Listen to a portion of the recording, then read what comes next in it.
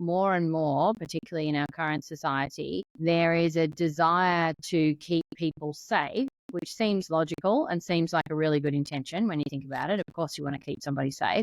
Except that the more safe we are, the more we avoid discomfort, the less we grow and the less resilient we are, just as a broad kind of statement. Yeah. And from a psych perspective and a relational perspective, I can look at that and say, yes, you're less robust, you're avoiding discomfort, you're therefore not deeply connecting with others because you're keeping yourself safe, you're keeping yourself in victim by avoiding discomfort. And I noticed you said at the beginning, the manual adjustments where they have their value in terms of feeling better or reducing inflammation, they're passive, and you said you're not doing the work. Somebody else is doing something to you to make you feel better. And I see that very much from a psych perspective. They're looking for modality, CBT, DBT, whatever narrative that, like, what therapy, hypnotherapy, what modalities do you use to make me feel better? And I will often say, I'm not doing the work. I'm not here to fix you. I'm here to help build you up for you to be in application, for you to reduce inflammation and challenge your stories and rewire your brain in real time, because we know that actually, healing is not a place, or healed is not a place that you get to ongoing. It's constantly evolving, and something being uncomfortable or even painful doesn't mean it's bad or wrong. It just means it's uncomfortable or unfamiliar, or you don't really like the feedback you're getting. But I think that's a bit of a distortion. Even things like, I know now with pain, wrapping things or wanting to wear something to make it feel safe when you've hurt something or rolled something. Like, I have found the last few years of education and working with you, and obviously me then marrying that into my work, realizing there's so many misunderstandings and processes or solutions that are not really solutions. And the difference between something that feels better, feels like it's doing something, versus something that actually is doing something. And this is a big theme with me, with my No BS with PS, which is calling BS on things that you think are effective or you think are true, and it's not true. So What does that mean to you? How do you... Oh, it's layered again. But the big thing is perceptions. To follow on what I was saying about the meshing of information, when we get pain, it is a perception. So once we start to understand it is a perception, and the only difference between an emotion and pain is pain is felt somewhere in the body. So once you understand that, then you can start to reconceptualize pain and understand that we've got to look at contributing factors and why am I perceiving pain somewhere. As soon as you start using that language, you can start to recognize it's a warning system. Yeah. It's a protective system. It's not a good indicator of damage at all. So straight away you go, okay, my perceptions can be inaccurate. So how do we use logic to work out, is there a tissue issue or is there a pain system issue? Because they feel the same. That's why body is going around saying the world is flat when it's actually round, because it's got so much evidence that it's flat, because that's what people are experiencing. I've done something to myself, and sometimes they may do something to themselves, but there's going to be a proportion of the population that had the central nervous systems primed, and that they're more likely to have pain, and their pain system is more protective. And I see it as a great thing, because guess what? You're less likely to do injury. But the thing is, when we are experiencing pain and we have an old model of pain, we will be avoiding movement.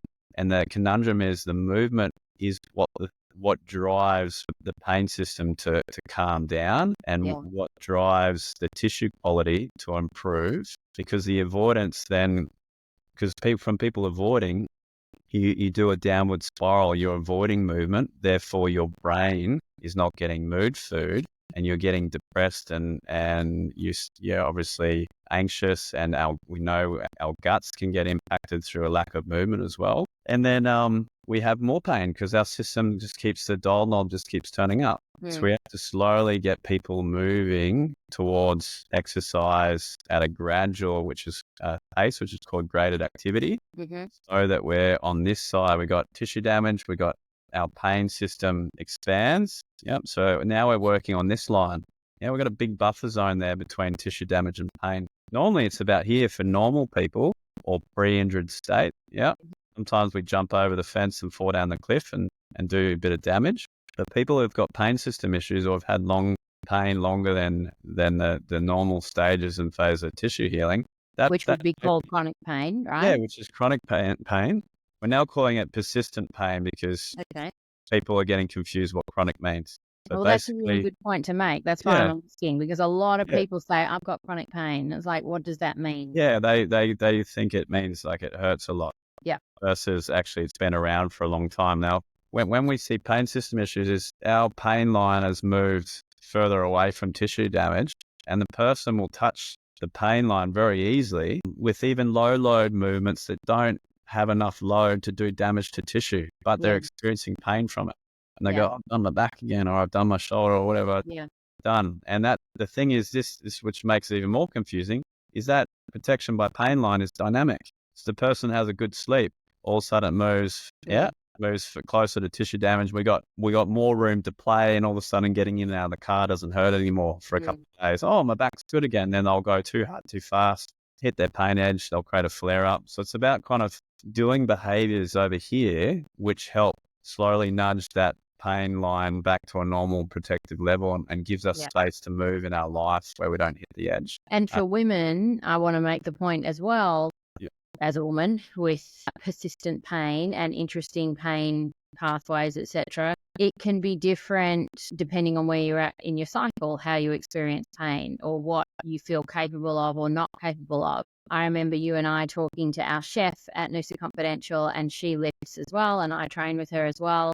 I surf with her and exercise with her. And remember, she had, her language hurt her back, but didn't know what to do. And I remember the three of us sort of hashing through, well, is it a tissue issue? What were you doing? Nothing wrong, nothing, in inverted commas, nothing unusual. And then we managed to get clear that actually a psychological event or a stressor had actually happened in an hour, around her training time.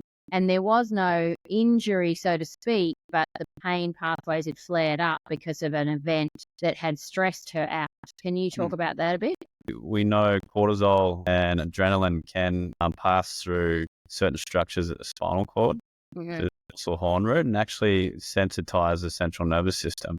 So anything that kind of brings us up into fight or flight can potentially turn the dial knob up at the spinal cord or down, depending on what's going on for the person. Also, we know sleep obviously can make the system more sensitive. That's only one aspect. Now, with our stress response, we can see that even without kind of those things amplifying messages at the spinal cord, because there's basically normal messages will be coming in, but then they're getting amplified and sending up to the brain at a exaggerated rate. But we can also see that the pathways coming down that kind of block some of these messages start to not work as efficiently, which they call it descending inhibitory pathways. But even if we weren't at the spinal cord, stuff happening in the brain, we know that a nerve pathway or a group of nerves can wear many hats. So let's just say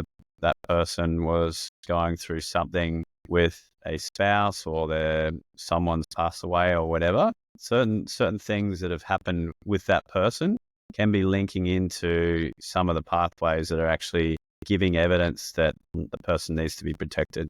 So it might be meshing in with visual information, a little bit of danger detecting information coming in from the periphery. It can be a belief and attitude around their back. It can be anything you can think of. Basically, everything is getting meshed in the brain, and everything we think about is being meshed in the brain. So it pretty much can be anything that gives evidence that there's danger in our surroundings. We're not safe. Yeah. And so it doesn't even have to be with changes to our stress response or what they call the HPA axis, where we've got dysregulated cortisol, all that kind of stuff. But we all know with cortisol is if someone has a lot of stress long term, where we're going to be spiking our insulin levels up, and then we're getting some low-grade inflammation, which diabetes is the extreme. And these things can cause issues at the gut, issues at the liver. We know osteoarthritis is a low-grade inflammatory systemic thing now. we're not seeing it as a wear and tear. It's at the joint. It's at the system. It's what, has the person been moving enough? Have they been eating well enough? What's their stress response been long term? How are they managing blood glucose levels, or how's their insulin sensitivity? So it's all linked in together. It's like, which one is it? But yeah, in that example, if we use logic again, she hadn't changed her volume or loads with her weights that she was lifting the week before. What we could say is, yes, her stress response is up, so there may have been some delayed in her tissue healing or ability to recover from the previous workout. She wasn't progressing with load as well, so it's kind of most likely her protection by pain line has moved, because I've said before, it's dynamic. She can move back and forth, and all of a sudden certain movements over here that she normally doesn't, her system doesn't see as protective, starts to get seen as protective, and we hit that